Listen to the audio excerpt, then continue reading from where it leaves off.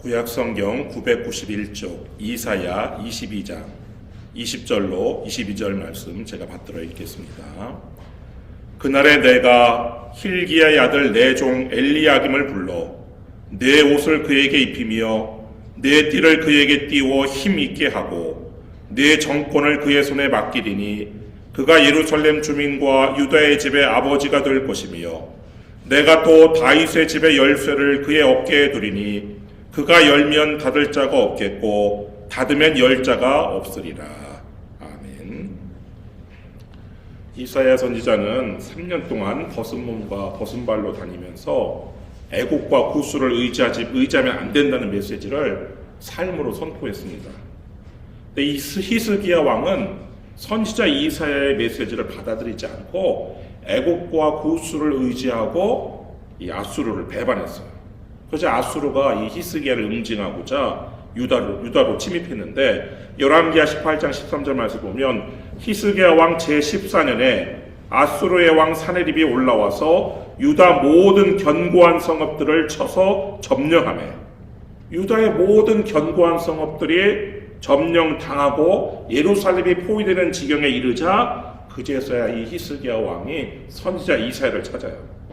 열왕기하 19장 1절 2절 말씀 보시면 히스기야 왕이 듣고 그 옷을 찢고 굵은 배를 두르고 여호와의 전에 들어가서 왕궁의 책임자인 엘리야김과 서기관 셈나와 제사장 중 장로들에게 굵은 배를 돌려서 아모스의 아들 선지자 이사야에게로 보내매.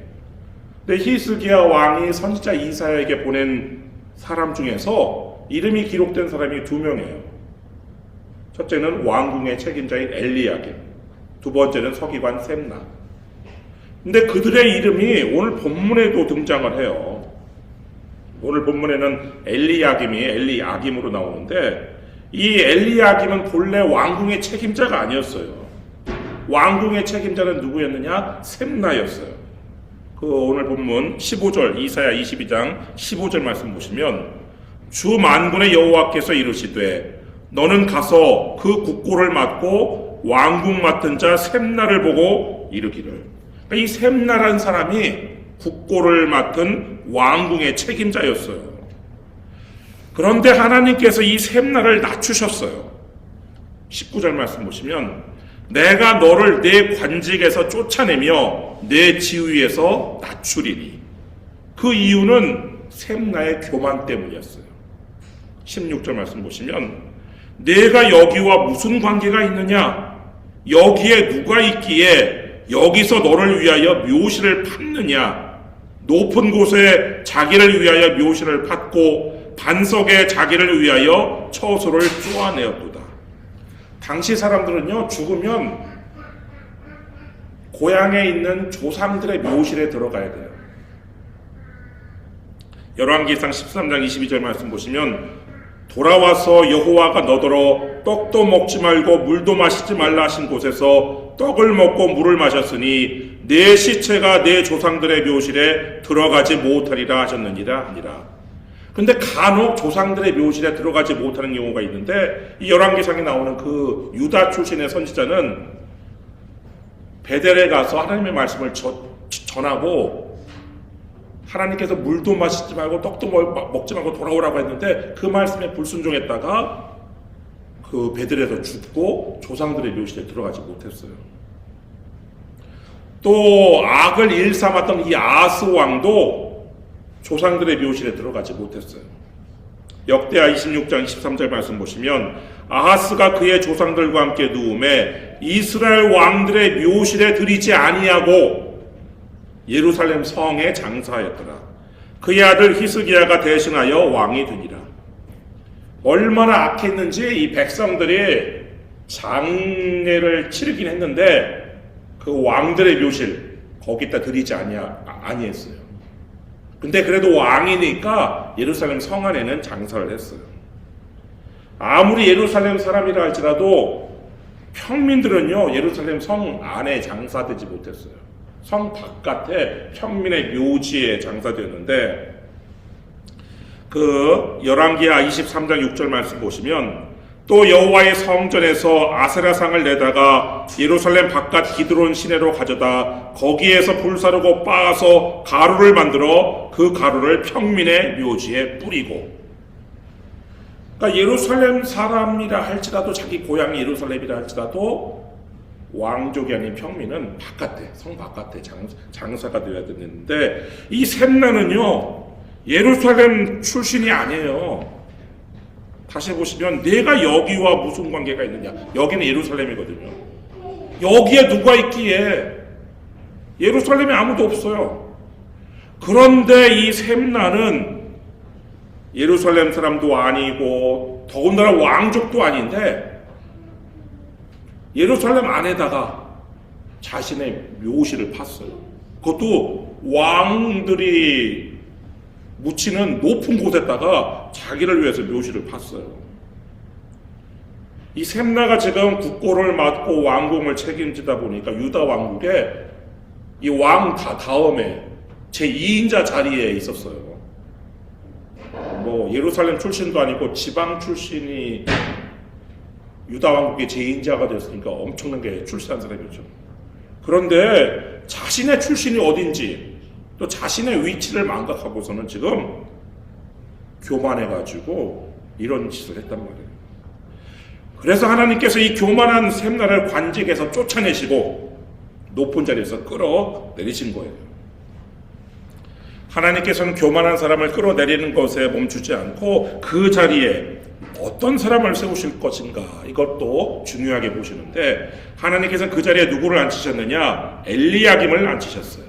20절 말씀 보시면, 그날에 내가 힐기야의 아들 내 종 엘리야김을 불러. 놀라운 것은 하나님께서 엘리야김을 내 종이라고 지칭하신 거예요. 성경에는 수많은 인물이 등장하죠. 믿음의 사람들도 많이 나와요. 근데 하나님께서 내 종이라고 부른 사람은요, 손꼽아요. 극소수에 불과해요. 아브라함, 모세, 갈렙, 다윗, 욥, 스룹바벨 정도예요. 전부 다 우리에게 익숙한 이름들이죠. 아브라함, 모세, 갈렙, 다윗, 욥 모르는 사람 없겠죠. 스룹바벨은 다소 생소할 수도 있는데, 이 스룹바벨은 왕족으로 이 페르시아 제국에서 유다 총독으로 보낸 사람이에요. 유다에 와가지고 솔로몬 성전이 지금 다 파괴되고 없어진 그 자리에다가 다시 성전을 재건한 그런 사람이에요. 그래서 두 번째 성전을 우리가 이 스룹바벨 총독의 이름을 따서 스룹바벨 성전이라고 부르는 그런 사람인데, 이 사람도 하나님께서 내 종 스룹바벨이라고 말씀하셨어요. 이 하나님께서 내 종이라고 부른 이런 사람들의 공통된 특징은요, 믿음, 그리고 충성, 그리고 정직이에요. 민수기 12장 7절 말씀 보시면, 내 종 모세와는 그렇지 아니하니 그는 내 온 집에 충성함이라. 또 욥기 1장 8절 말씀 보시면, 여호와께서 사탄에게 이르시되 내가 내 종 욥을 주의하여 보았느냐. 그와 같이 온전하고 정직하여 하나님을 경외하며 악에서 떠난 자는 세상에 없느니라. 이 엘리야김은요, 우리에게는 매우 생소하지만 하나님께서 내 종 엘리야김이라고 부르신 것으로 보아서 다른 사람들처럼 믿음, 충성, 그리고 정직한 사람이었음이 분명해요. 거기에다가 이 교만한 셈나와 대비되는 겸손한 사람이었을 것이 분명해요. 하나님께서는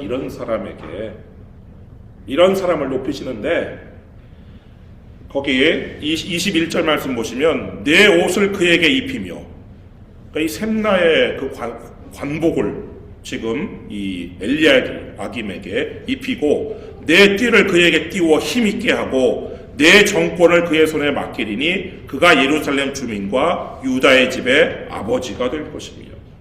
이제 셈나가 가지고 있었던 그 권력을 엘리야김의 손에 맡겨서 엘리야김이 유다 왕국의 제2인자가 되게 하신다는 거예요.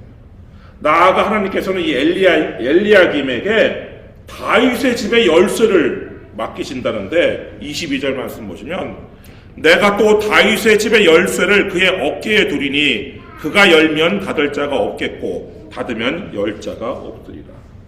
여기서 다윗의 집은 그냥 문자 그대로예요.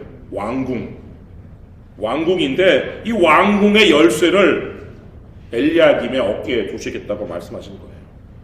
당시 열쇠는 지금보다 아주 크고 무거웠어요. 그래서 손으로 들고 다닐 수 있는 것이 아니라 어깨에 메고 다녔어야 되는데 이 왕궁 책임자가 된 엘리야김이 이제 그 어깨에 맨 그 다윗의 집의 열쇠를 가지고 왕궁 문을 닫으면 아무도 열 사람이 없고 왕궁 문을 열면 닫을 사람이 없게 된다는 거예요.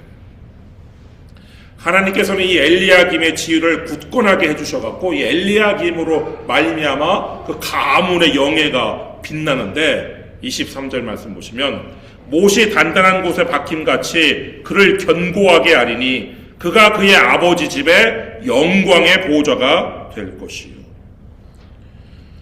이렇게 엘리야김이 하나님께서 높이셔가지고 제국 이 유다 왕국의 명실상부한 제2인자가 되니까 이 집안의 모든 사람들이 이 엘리야김 한 사람에게 막 매달려 살게 됐어요.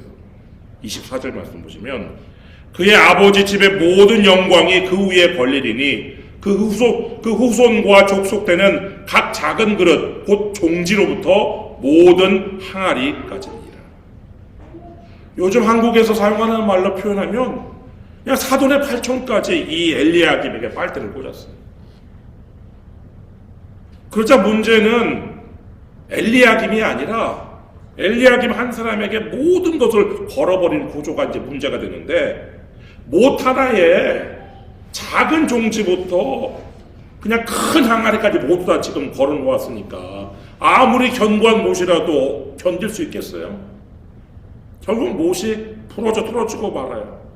25절 만군의 여호와께서 이르시되 그 날에는 단단한 곳에 박혔던 못이 사그리니 그 못이 부러져 떨어짐으로 그 위에 걸린 물건이 부서지리라 하셨다 하라. 나 여호와의 말입니다. 아무리 하나님께서 내 종이라고 불러주셨고 하나님께서 아무리 견고하게 하셨어도 그 한 사람에게 집중된 과도한 압력이 결국 쓰러지게 만드는 거예요. 이것이 다윗의 집의 열쇠를 받은 엘리야김의 한계였어요. 인간의 한계죠, 이것이. 근데 이 인간의 한계를 극복하신 분이 한 분 계신데 바로 예수님이셔요. 예수님도 다윗의 열쇠를 가지셨어요. 우리 성경 요한계시록 3장 7절로 한번 가보겠습니다. 요한계시록 3장 7절.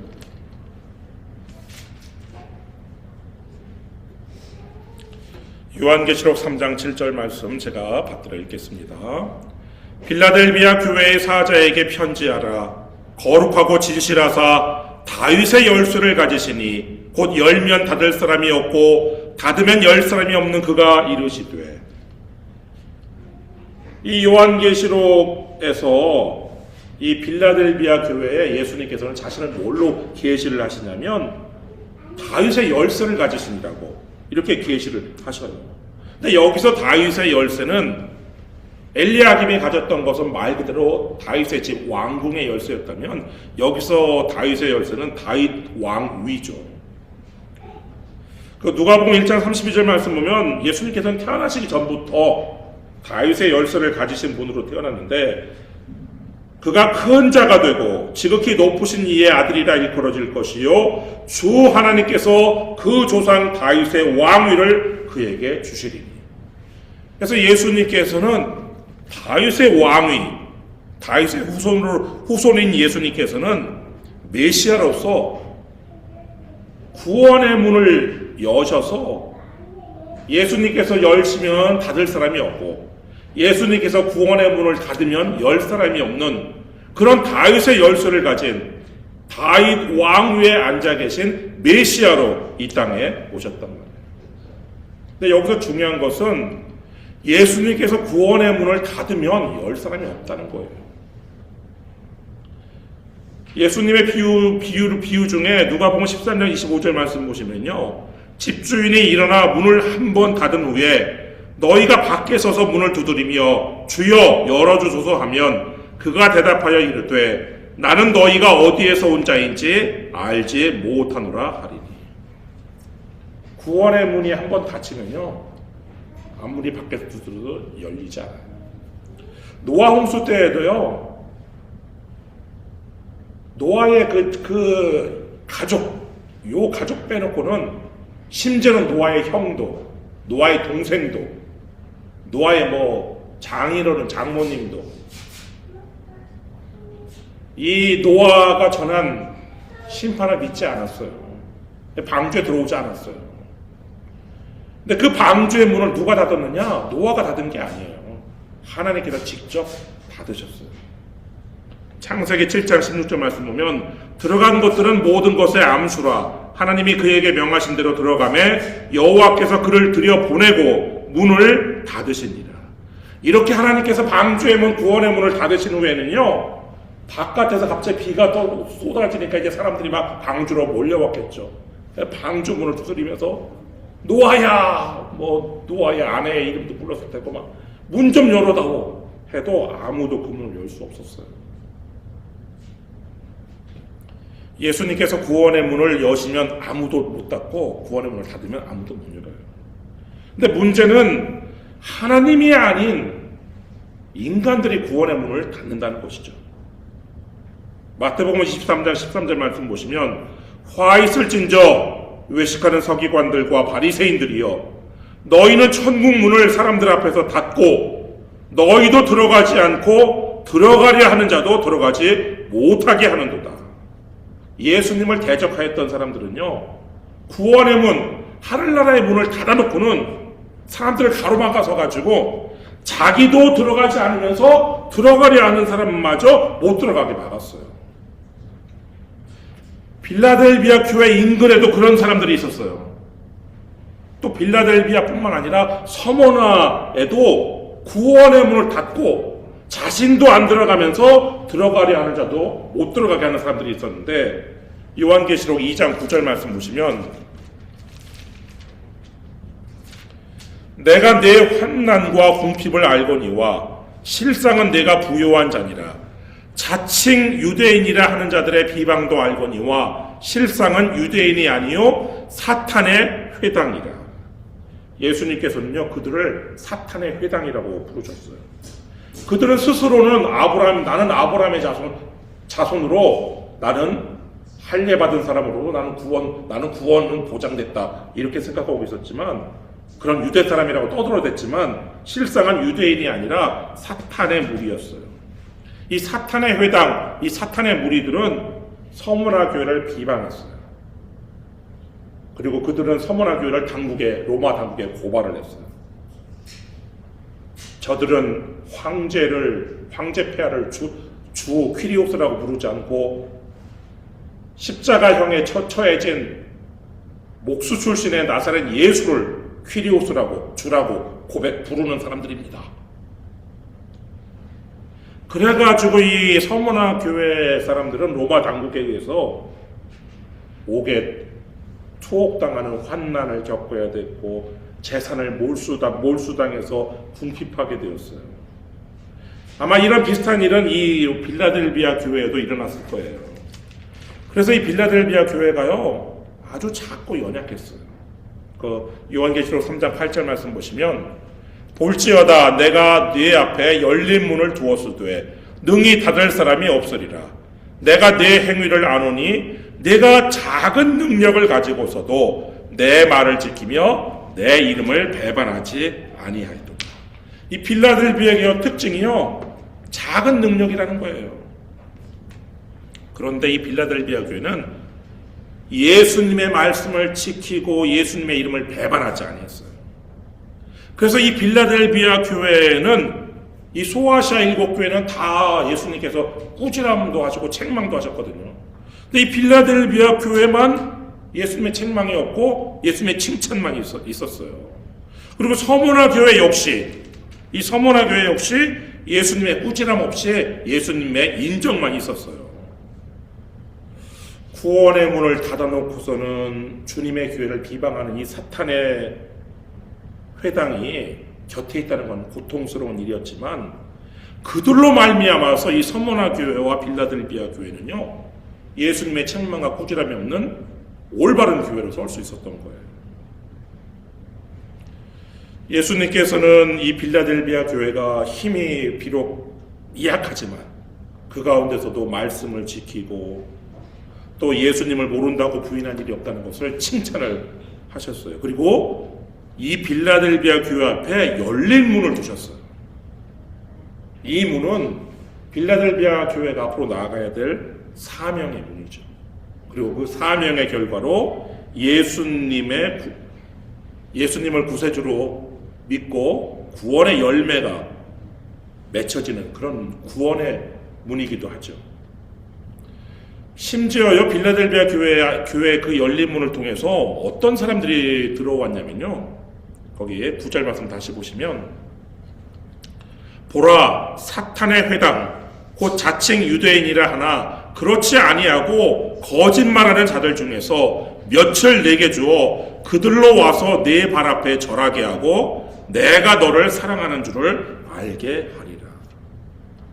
심지어는요, 사탄의 무리에 속했던 사람들도 이 빌라델비아 교회에 들어와서 교회 앞에 무릎을 꿇을 것이라는 거예요. 이들은 예수님께서 빌라델비아 교회를 사랑한다는 것을 알았다는 거예요. 알게 될 것이라는 거예요. 그래서 예수님께서는 아무도 닫을 수 없는 이 사명의 문을 빌라델비아 교회 앞에 이렇게 열어두셨는데, 이 빌라델비아 교회가 예수님의 그 적은 능력을 가지고 또 예수님의 말씀을 지켰는데, 예수님이 어떤 말씀을 지켰느냐? 이런 말씀을 지켰어요. 10절 말씀 보면, 내가 나의 인내의 말씀을 지켰은즉. 예수님께서 인내하라, 참고 견뎌라 하신 그 말씀을 이 빌라델비아 교회가 지켰다는 거예요. 근데 예수님께서 이 빌라델비아 교회 앞에 열어두신 그 문은요, 그 사명의 문은 새로운 사명의 문이 아니에요. 빌라델비아 교회가 지금까지 해왔던 그것들을 굳게 잡으라는 그런 사명의 문인데, 11절 말씀 보면, 내가 속히 오리니 내가 가진 것을 굳게 잡아 아무도 내 면류관을 빼앗지 못하게 하라.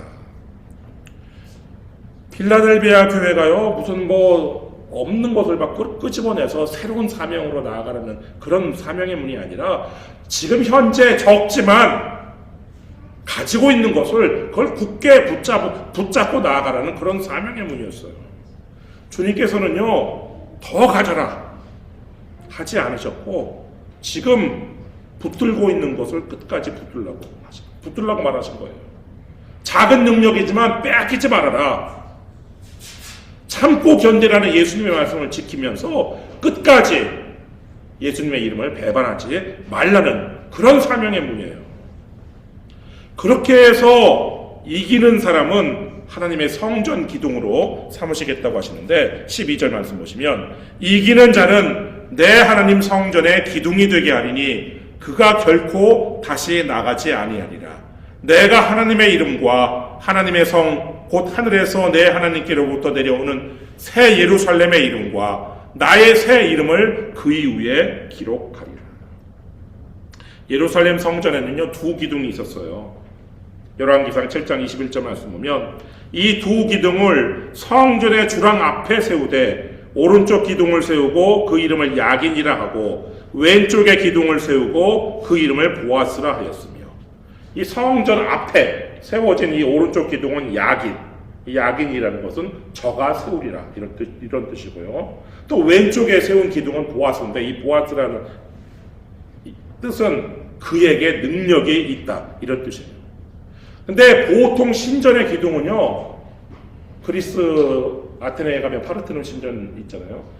보통 신전의 기둥은 지붕을 떠받치는 역할이에요. 근데 이 성전 기둥의 역할은요, 지붕을 떠받치는 게 아니에요. 성전 앞에 이렇게 세워져 있기 때문에 지붕을 떠받치는 그런 역할이 아니에요. 그럼 뭐예요? 이 야긴과 보아스라는 이름을 통해서 하나님께서 성전을 세우시고 하나님의 능력으로 이 성전이 버티고 있다는 것을 사람들에게 알려주는 거예요. 그러니까 기둥이 된다는 말은요, 무거운 것을 바치는 그런 존재가 된다는 것이 아니라 하나님을 드러내는 존재가 된다는 뜻인데, 앞으로 세워질 새 예루살렘에 세워질 이 하나님의 성전 기둥도요, 하나님을 높이고 하나님을 찬양하는 그런 역할을 한다는 것인데, 바로 이기는 자에게 예수님께서 그 기둥이 되게 하시겠다는, 하나님의 성전의 기둥이 되게 하시겠다는 약속을 해주신 것이죠. 여러분, 우리 주님께서는 더 잘 달려라 하면서 막 달리는 말에 채찍질하시는 분이 아니에요. 지금처럼만 끝까지 가라, 이렇게 격려하시는 분이에요. 비록 우리 교회가 작고 연약하지만 인내하라는 주님의 말씀을 지키면서 세상의 유혹 앞에서도 주님의 이름을 배반하지 않는다면 주님께서는 우리 교회 앞에 아무도 닫을 수 없는 열린 문을 두실 거예요. 그리고 여러분이 지금 가지고 있는 것을 굳게 잡아서 생명의 면류관을 빼앗기지 않고 이기는 자가 된다면 하나님께서는 여러분들을 하나님 성전의 기둥으로 삼으실 거예요. 여러분 모두 하나님 성전의 기둥이 되시기를 주님의 이름으로 축원합니다. 기도하겠습니다.